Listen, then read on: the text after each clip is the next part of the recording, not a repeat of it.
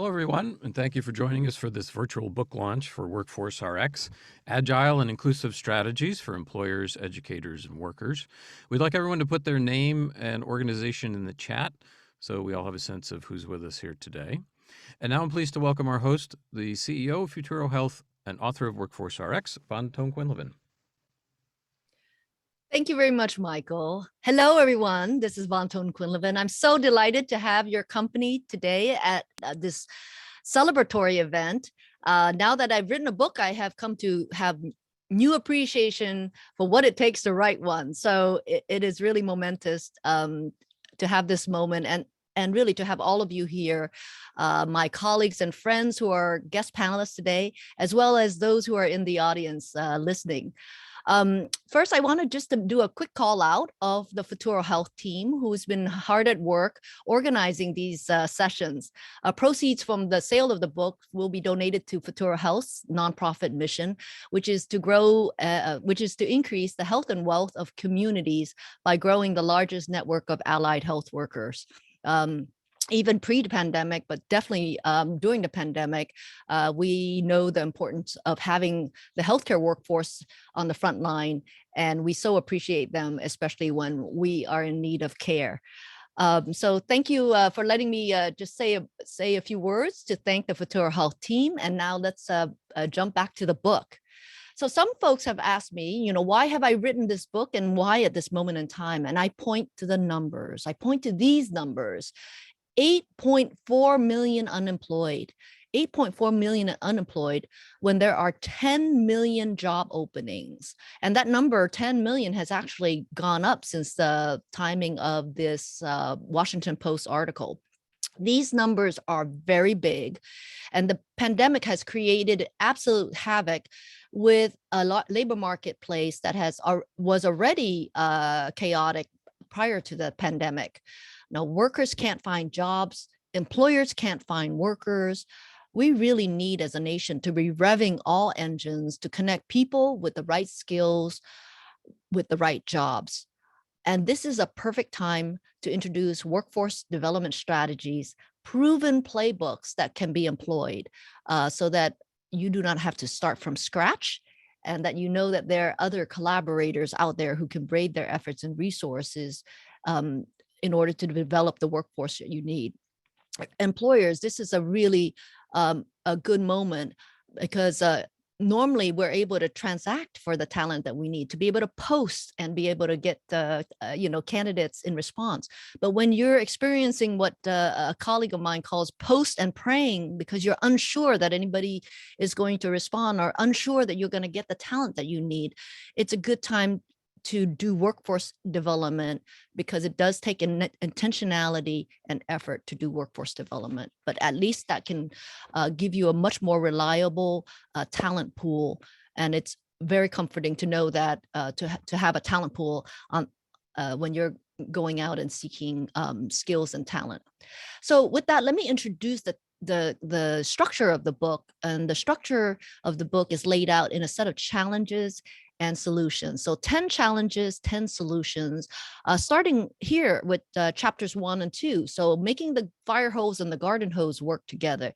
This is getting at a question that I often hear from employers, which is, why doesn't education produce what I need? And the analogy of the fire hose is about how education has a way of working where it's producing, for example, 25 students graduating at the same time, whereas the garden hose is representative of the employers who drip out jobs, 1, 2, maybe 3 at a time. So how do you make the fire hose and the garden hose work together so that there's we can have the yield of the workforce talent pool that is needed, good for the workers, good for the employers, good for the education institutions. Forming ecosystem of the willing. No one institution, no one educator, no one community organization, no one employer can do this alone. The skill gap is big, the need is large, but there are ways that we don't have to start from scratch. And concepts such as braiding resources, braiding efforts, working regionally can be more effective and frankly end up in less work than if you were to tackle it alone. In chapters 3 and 4, we think about, the rate of disruption, how I used to say, we need to move at the speed of business. We need to move at the speed of business when it comes to turning around curriculum. And yet the pandemic has taught us a harsher lesson, which is we actually now need to move at the speed of need, which is moving much faster, and challenges us all to keep up, and the workers to keep up. Chapter 4, removing barriers for inclusive growth. What can companies do to grow an inclusive talent pool once they're brought into the company? There are many proven strategies that can be leveraged, and best practices. And then we move to chapters 5 and 6. 5 is all about going big, designing for scale. You may hear words like avoiding pilot fatigue. If you design solutions with the intent to scale, you're going to be able to scale faster than if you do pilots and over again. And good practices may include, that need to be scaled, include stackable credential, where on-ramps and off-ramps are designed so that we can meet, especially adults, where they're at and transition them into the education that they need to stay relevant. So this is about rethinking instructional design. In chapter 7 and 8, we dive into diversity, equity, and inclusion, a deep dive into the unconscious practices, and really think about, what is in the way of us growing the inclusive talent pool that we want. Chapter 8 is all about education upgrades, and what would it mean if it were the new norm? What would it look like if continuous upskilling is the new norm? Concepts like interoperable learning records and micro-credentials, these are practices and experiments that are on the frontiers of workforce development. And last but not least, chapters 9 and 10. I'm so proud of myself that I actually made a whole chapter on data interesting. At least I think that it's interesting, because it's about how do you align the monies, the metrics, and the data, because it's not just about getting more money, but the monies, the metrics, and the data need to align in order for the policy intent to be realized for that individual student or that individual worker or that company that's looking for talent. And there's a lot of money flowing right now with American Recovery Act and other pots of money. So monies, metrics, and data, how do they interact? And of course, we have to have a conversation about getting ahead of the gig and the future of work. Our nation is growing a lot of jobs, but there are a lot of jobs without assets, like no healthcare, no retirement. And so what are the missing social and human infrastructure that need to accompany that world of work, and so that we can have and stabilize households? And you'll see concepts like worker co-ops and community subsidized trainings. There's a lot of experimentation that need to occur. And once we have the insights from those experiments, we can magnify them, we can scale them in public policy. So 10 sets of challenges, 10 sets of solutions. And I've invited a group of very distinguished colleagues and longtime friends to come join me today to deep dive into chapters 7 and 8. And before I introduce them, I just wanted to share that I've asked them to do an icebreaker, which is to share a keyword. Now, what keyword would they use to find this book if they were on Barnes & Noble, Amazon, or Google? And then to answer this question here, which is, next slide, what's insight, story, or strategy resonated the most with you and why? What insight, story, or strategy resonated the most with you and why? So let's go back and let me introduce all of our guests here. So you can see all of their impressive titles and background here laid out on the slide. And I'd just like to introduce them more from how I met them and have worked with them. Holly Zanville has had a very, very long career across a number of foundations and other organizations, just driving rethinking in higher education and credential.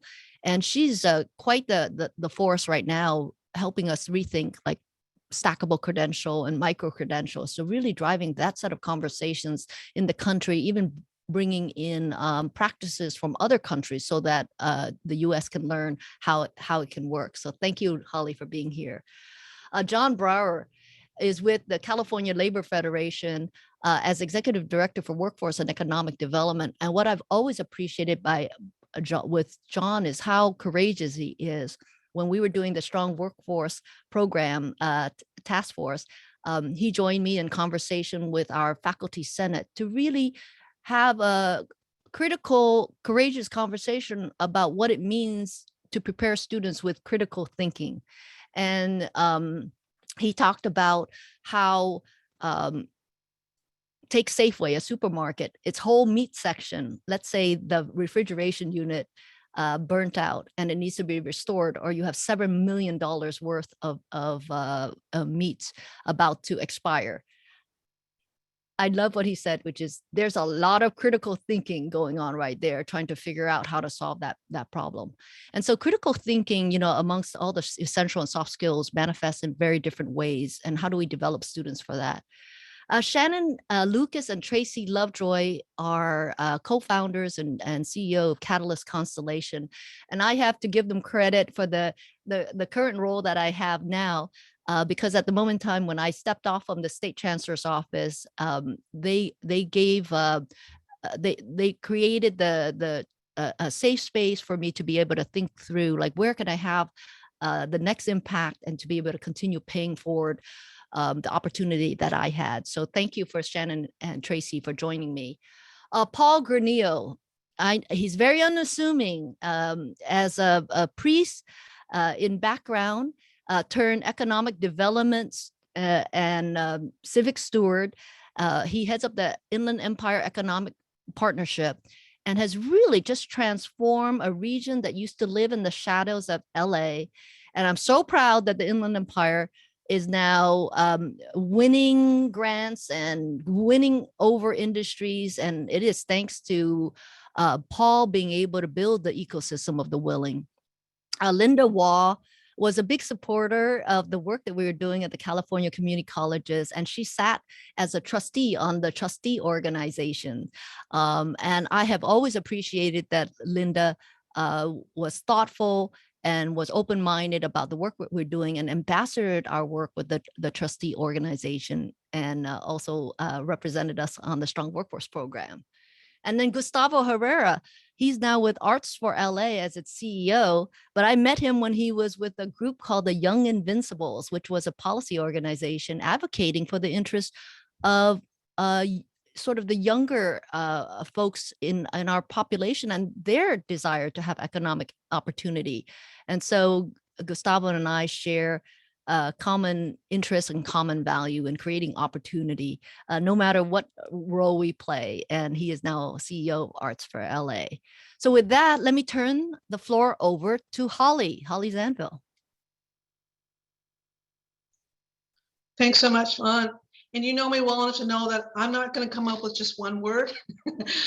There are 4 words that jumped out of me in your book that are really staying with me, and those are micro-credentials, risk, agility, and diversity. And because of the roles that I play in the credentialing world, I want to speak to those and why I think this book is really so important to many of these developments. Some of the insights in chapter 8 especially are important, that digital badging, interoperable learner records, and micro-credentials are really key strategies to address the shortened shelf life of skills and knowledge. That's such an apt way to lay those 3 out. These strategies are truly important parts of the prescription, the RX, for a redesigned 21st century workforce development system. Really like that Vaughn highlighted the important contributions that a credential-as-you-go approach can make. This is where I focus so much of my work as co-lead of this new national initiative. Since Vaughn's book actually went to print, I don't know that Vaughn even knows this, we've made great progress in moving this effort forward with credential-as-you-go, working to transform the pretty antiquated US degree-centric system to an incremental system that incorporates shorter, valuable learning units that can be credentialed through digital badges, non-credit certificates, or skills courses, bridge to credit paths, and other types of micro-credentials. Unfortunately, for decades, about half of college enrolled students have dropped or stopped out, resulting in some 38 million Americans joining the some college no credential club that nobody really wants to join. They left college, but they received no credential for their learning. I have to ask all of us this question. Are we really to conclude that these millions of students, many of them are low income and students of color, did not learn anything valuable enough to be credentialed because they did not complete their associate, bachelor's, master's, or doctoral degrees? Reason tells us this just cannot be true. So with this pretty horrible statistic driving us, we're on the road to fast acceleration, since Credential As You Go was recently awarded a Federal Institute of Education Sciences grant. We're working now with a national partnership of state systems of higher education, colleges and universities, employers, accreditation agencies, think tanks, and many others, in an approach that is so in line with Von's insights about the importance of building an ecosystem of willing partners to provide the agility she calls for, the ability to move quickly and easily in problem-solving actions during unsettled times. Our approach of rapid prototyping is really occurring in 3 state systems of higher ed, Colorado, North Carolina, and New York. And we think that they're going to help us develop a blueprint to integrate incremental credentials such as short-term certificates, industry certifications, digital badges, and micro-credentials for all learners into the traditional education system. We believe this will result in a fairer, more equitable system for all learners. Well, these are exactly the kinds of approaches Von is describing as part of the agile and inclusive strategies that employers, educators, and workers need in the unsettled times we're facing. So the word transformation, Von, it's such a risky endeavor, as you aptly point out, but you wisely counsel that risk is a necessary 4-letter word we must use and enact to survive unsettled times. So congratulations with such a super job. Thank you so much, Holly, and congratulations to you on the momentum on Credential As You Go. It's so important that there are leaders driving the sort of experimentation and understanding in the frameworks so that the broader community across the country can adopt it. So thank you, Holly. Next, we have John Brauer. Afternoon and good morning, depending on where you are in the world. I guess my word, I have the same one of the same ones as Holly, which is the micro-credential, micro-badging were sort of words to look at. I am in the state of California, and we are thinking about this, meaning organized labor and our representation of home care workers in California. So I was really struck. One of the things that we've been looking at is California has a demand for almost 600,000 home care workers in the future, many of whom are immigrants, low-wage workers, limited English or English language learners.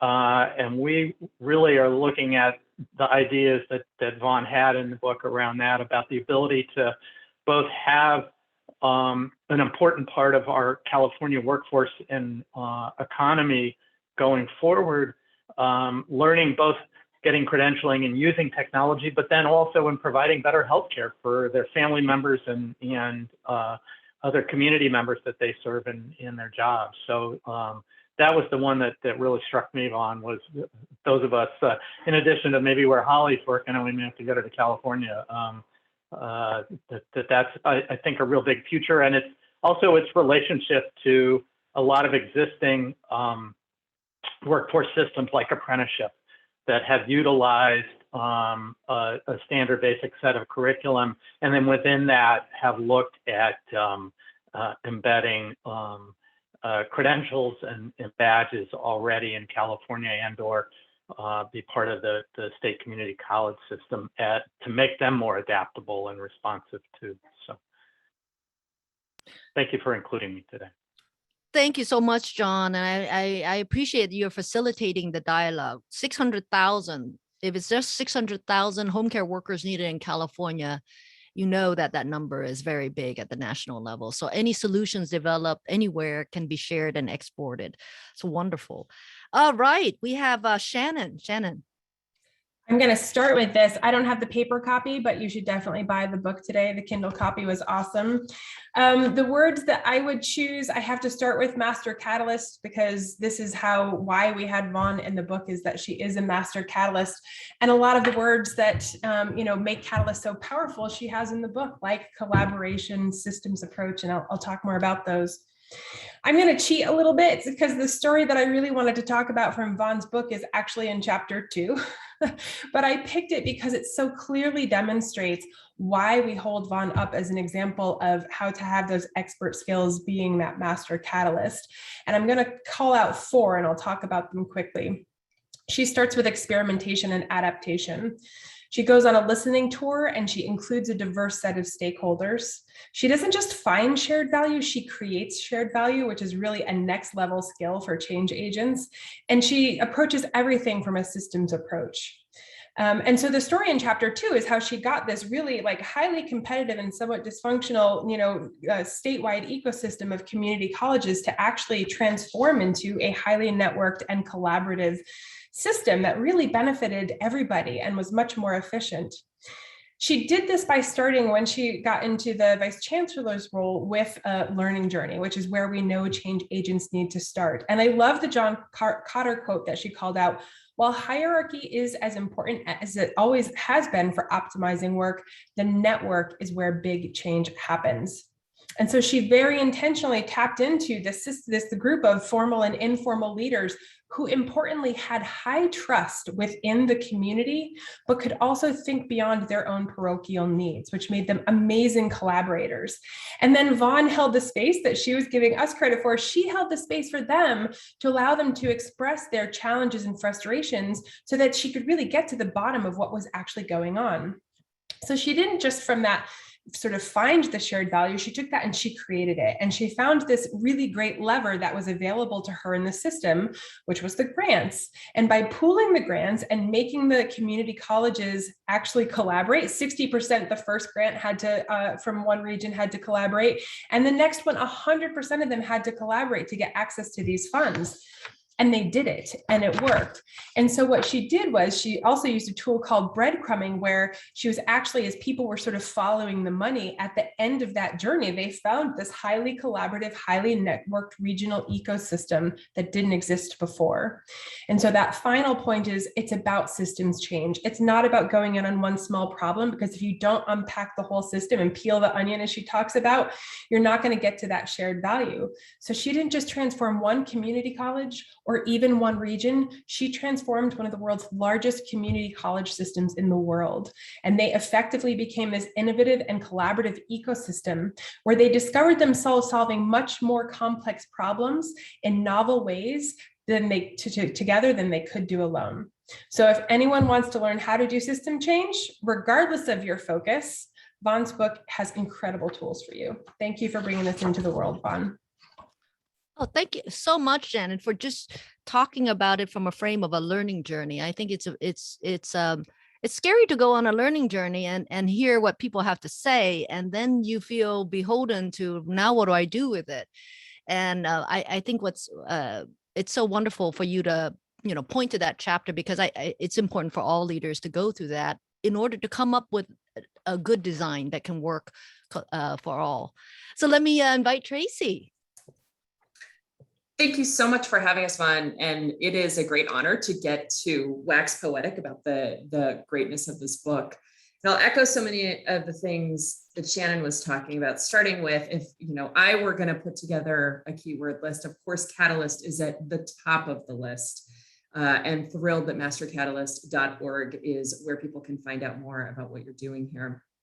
The other thing I would point to in terms of a term that really resonates and will stick with me is the three-legged stool that you talk about throughout the book, really, really early on.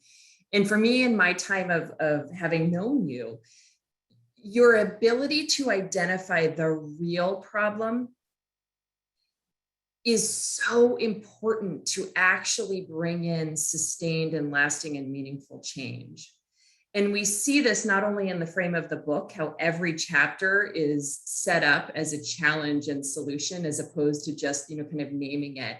The scientific inquiry in which you really stop and talk to people and look at the systems and understand that there are multiple actors is so important to help people tackle all the challenges that we face today. And you help us look at something that can feel almost impossible to look at systemically. And so you understand why it's easy for most actors thinking about workforce to do it locally, to do it within their organizational context.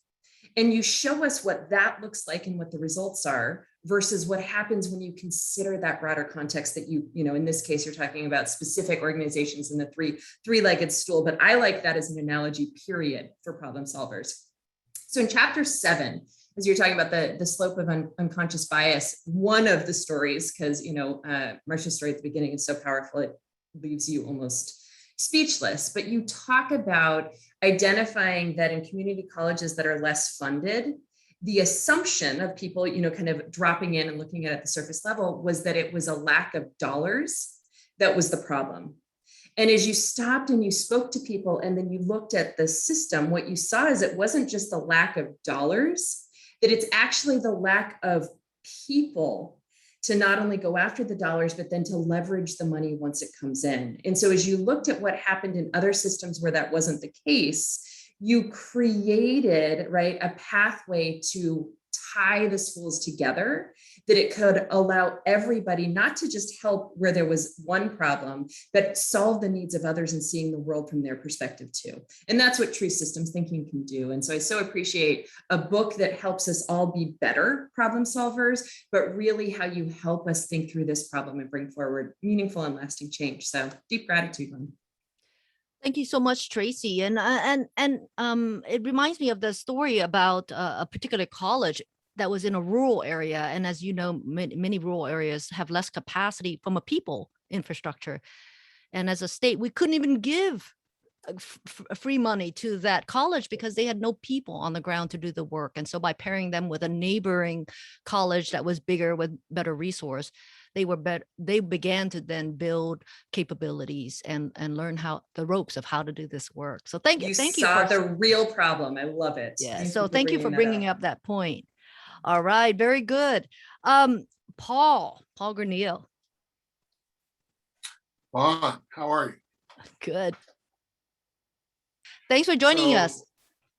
Yeah, no, happy to be here. So I have I've read all my pages. I've got it, dog-eared here. And I just want to congratulate you, Vaughn. As I read through the book, I was also putting together a TV stand. And it dawned on me that, this book is like the instructions that I was using to put together that TV stand. And I think if practitioners use it like that, they're going to be able to build some pretty spectacular systems and get some really good outcomes. So what stuck out to me was the phrase in chapter 8 was the phrase rate of change. And then I'm going to sneak over into chapter 9. And the other one was measuring what counts. And so I'm the regional guy, right? And Vaughn, you call out many of our friends and partners in different regions of the state of California and the work that they do. And I appreciate that because you worked with us, that California, 40 million people, but it is an economy of regions, and each region is unique. And so if we're going to talk about economic development or we're going to talk about workforce, we need to reflect the reality of that region. And so from the perspective of the Inland Empire, 4.6 million, we're bigger than 24 states in the country.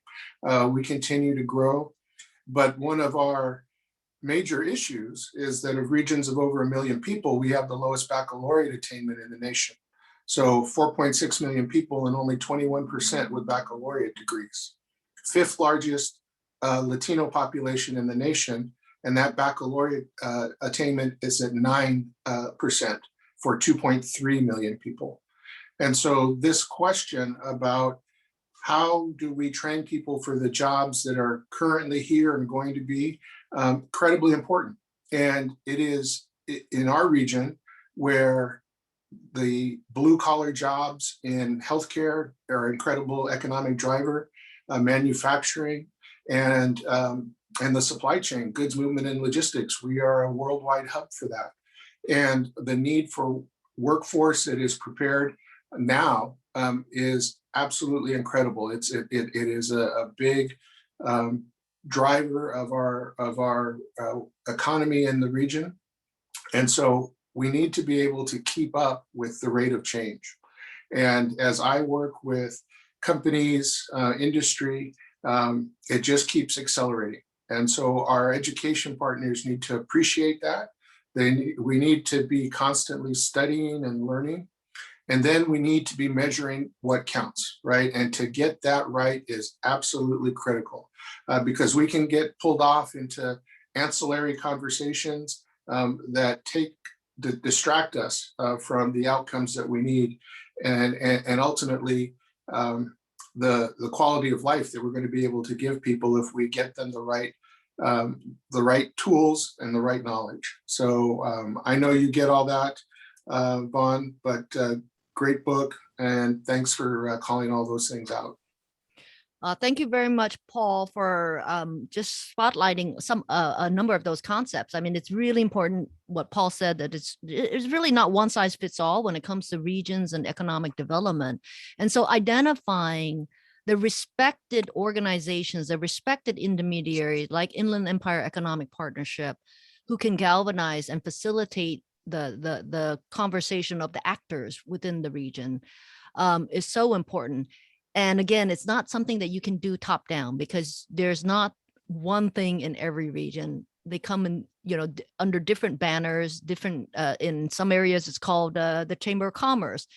Other areas it has an entirely different name. It may be a community nonprofit. So being able to identify really the set of actors in every region that can facilitate the conversation and folks coming together to build the ecosystem and focusing their resources is so important. So thank you, Paul, for all the work that you do. Thanks, Vaughn. And with that, let me turn over to Linda Waugh.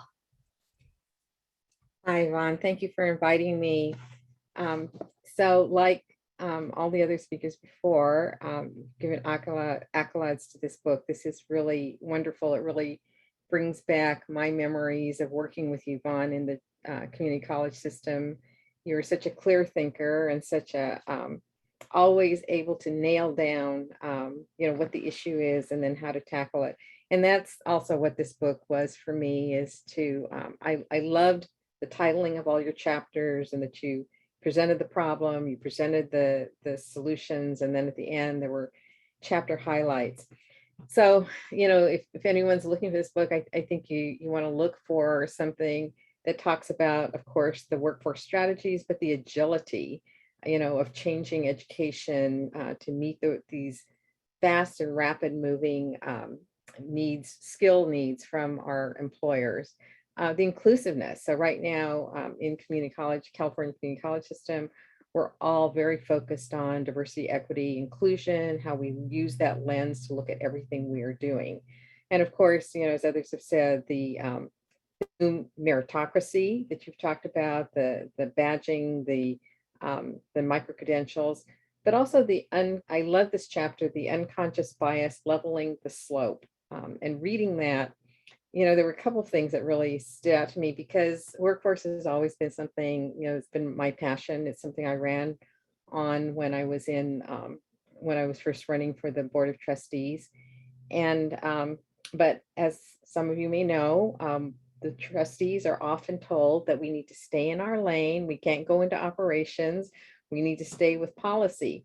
So how do we, as policymakers who are at a level but not down in the weeds, how do we look at these things? And so some of the things that you talked about, the inclusiveness in hiring practices, I thought was really important, and things I didn't really think about. We're like right now in the community college system, we're talking about hiring practices just within the system, to reflect the diversity of those we serve. But then how does education then impact our students, and how, when they go out in the workforce, and how successful they will be? And you had two stories in chapter 7, which I thought were really interesting. It was the story of someone you worked with, a young man, Aleki, and a young woman, Dimitra.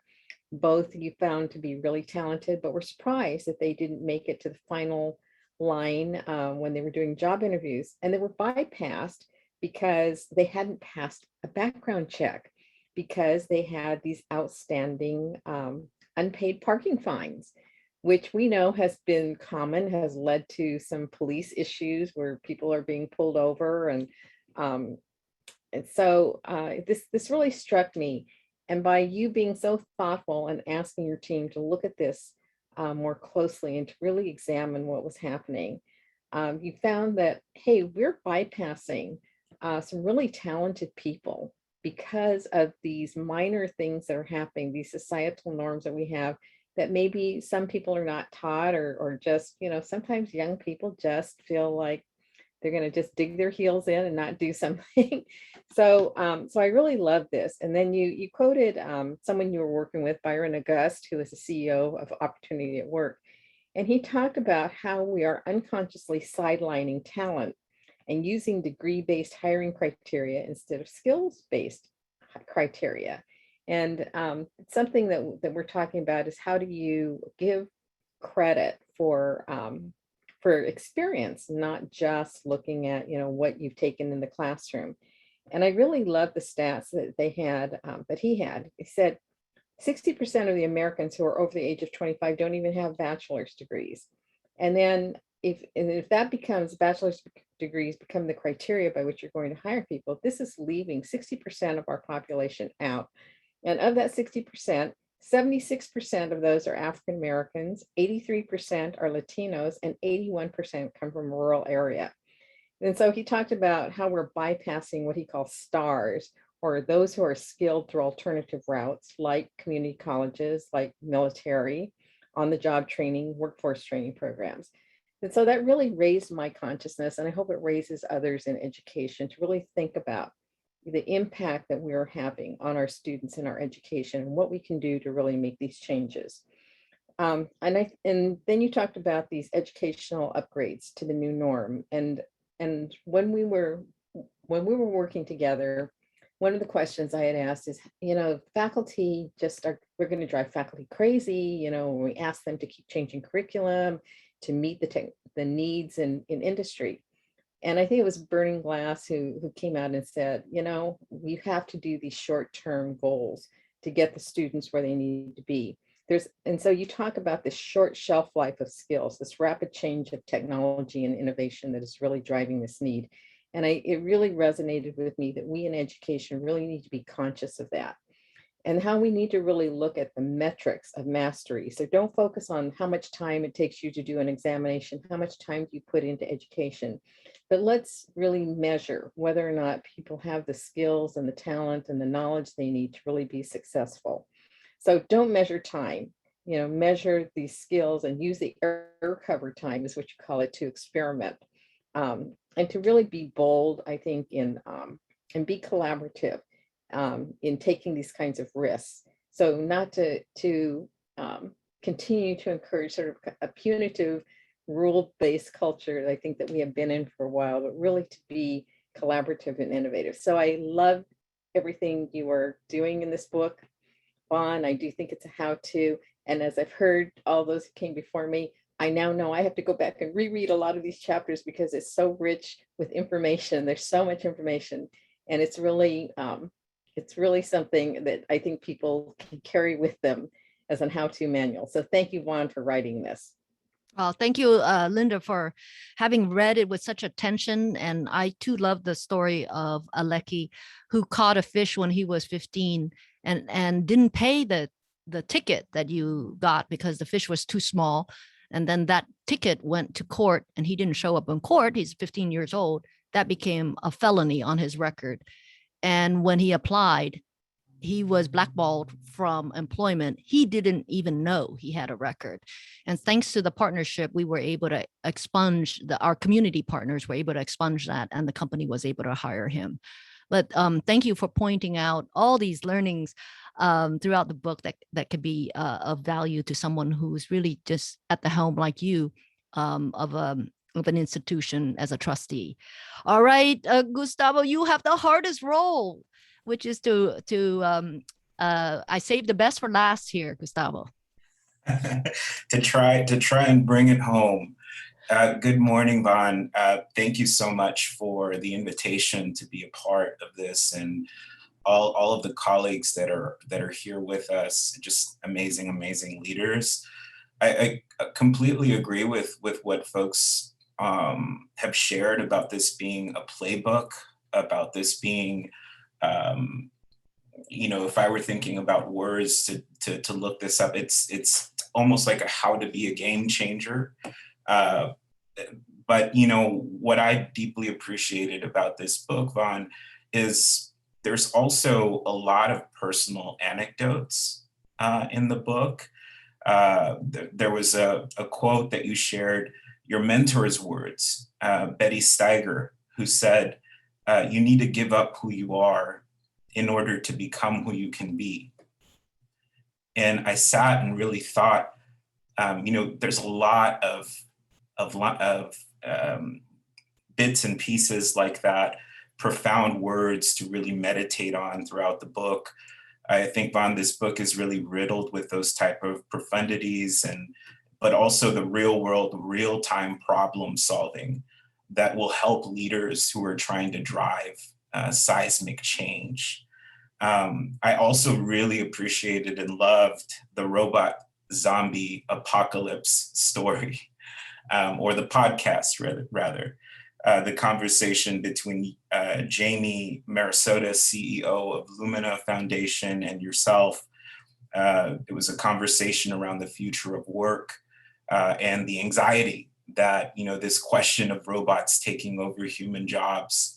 What I really appreciated as I was reading the book is Jamie's emphasis on nurturing the foundational human capabilities, and that's really what prepares people for human work, to focus on preparing people with compassion, with empathy, ethics, collaboration, and creativity, that those are the traits and the characteristics that ultimately develop strong leadership over time. I appreciated all of that so much. It reminded me of Simon Sinek's YouTube video, where he says that he hates the term soft skills because there's nothing soft about them. Rather than soft skills, he proposes human skills. And so just all of that was packaged into the book. And, now as a CEO of an arts advocacy organization, I'm constantly thinking about not just how we build a more strong workforce, but also how do we build a more strong and creative workforce to really thrive and build change. And so this book is absolutely incredible. I also have my copy here. I know I'll continue to reread the book and pull anecdotes from it. And so just really grateful for this opportunity to share my reflections on the book, Vaughn. Thank you. Thank you so much, Gustavo. And I'm glad that the comments of my mentors resonated with your personal and career journey as well. All right, so we're going to close out right here by asking our audience, are there some other keywords that you have thought of that maybe you could share on text? We would love to hear from you. And to give you a little bit of time, I'm going to do just 3 more slides. Next slide. We would love your help to spread the word. As you saw with the magnitude of the numbers, we need to get these strategies, these playbooks out to others so that they could be part of the solution. We had a good start on Amazon. Now the book is on a number of bestseller and hot new release lists. We would love your help, more importantly, though, just to get the word out that these playbooks exist and they're proven. Next, if you happen to be on Amazon or Barnes & Noble, wherever you bought the book, it's such a gift to an author to have a review written. So it's very, very easy. If you go down to where the stars are, you could just click write a customer review, add a headline, put in 1 or 2 sentences, and press submit. It'll take less than a minute. I would so appreciate if you could do a review. And then lastly, we want you to stay in touch and stay up to date. The book gives a very comprehensive view of workforce development and solutions that you could deploy. And by listening to the podcast, wherever you listen to it, you can hear from thought leaders and innovators who are at the forefront of thinking about how we can future-proof the workforce. And so please join me on those podcasts. It's by the same name WorkforceRx with Futuro Health. So hopefully we can see you on the podcast as well. With that, I want to thank all my friends and colleagues who joined as panelists today. You're so terrific, and it's such a wonderful celebration to have you with me today. And thank you to everyone in our audience for joining. Hopefully you got great wisdom and insights from spending the time with us. Thank you and have a good day. Vaughn. Thank you, Vaughn. Thank you, everybody. Hi, thanks, Vaughn. Congratulations. Thank you all. Congrats. Bye. Bye, thanks. Thank you.